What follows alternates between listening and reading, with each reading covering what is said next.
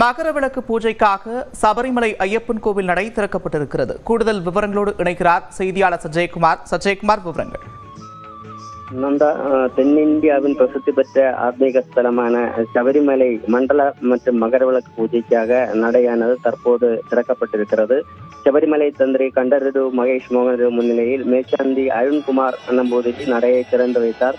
தொடர்ந்து பூஜைகள் நடைபெற்று வருகிறது. 6:30 மணிக்கு தீபாராதனை நடைபெறும். அதனைத் தொடர்ந்து சபரிமலை மற்றும் மாளிகப்புரம் கோயில்களுக்கான புதிய மேல்சாந்திகள், அதாவது சபரிமலை மேல்சாந்தி பிரசாத் நம்பூதிரி மற்றும் மாளிகப்புரம் மேல்சாந்தி மனு நம்பூதிரி ஆகியோர் மூல மந்திரம் சொல்லி பொறுப்பை நாளை முதல் ஒரு ஆண்டு பூஜைகள் செய்ய வேண்டிய இந்த மேல்சாந்திகள் பொறுப்பை ஏற்றுக்கொள்வார்கள்.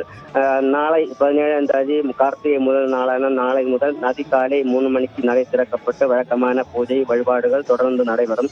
கோவில் தந்திரி கண்டரடு மகேஷ் மோகன் முன்னிலையில் புதிய மேல்சாந்தி பிரசாத் நம்பூதிரி நாளை முதல் தினசரி பூஜைகளை நடத்துவார்.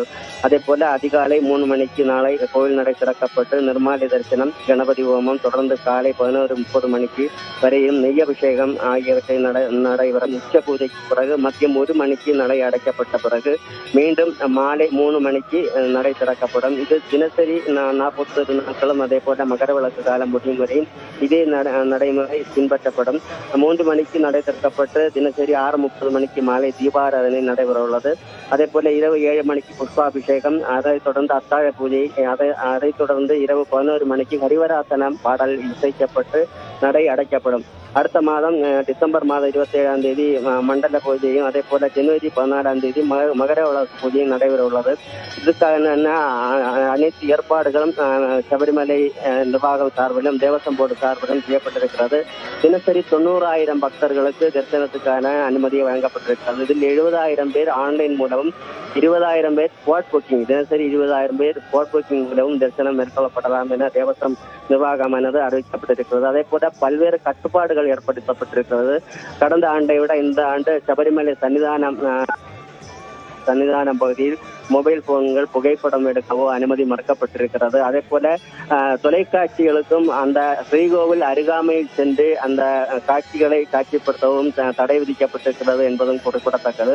மேலும் இந்த நாளை முதல் பல்லாயிரக்கணக்கான ஐயப்ப பக்தர்கள் தரிசனம் மேற்கொள்ள நிலையில் 18,000க்கும் மேற்பட்ட போலீசார் சுழற்சி முறையில் பாதுகாப்பு பணிகளிலும் ஏற்பட உள்ளது. ஆங்காங்கே கண்காணிப்பு கேமரா மூலமும் கண்காணிப்புகளும் தீவிரப்படுத்தி இருக்கிறது. அதே போல அமீபா நோய் கேரளாவில் பரவி வருவதால் பல்வேறு சுகாதாரத்துறை சார்பில் முன்னெச்சரிக்கைகள் விடுக்கப்பட்டிருக்கிறது.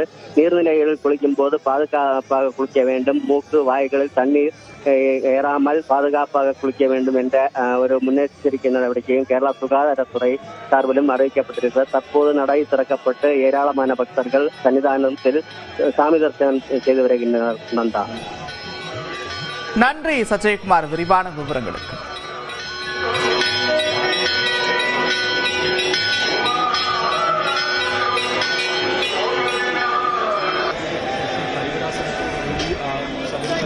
சபரிமலைக்கு கல்லும் முள்ளும் காலுக்கு மெத்தை சுவாமியே ஐயப்போ ஐயப்போ சுவாமியே.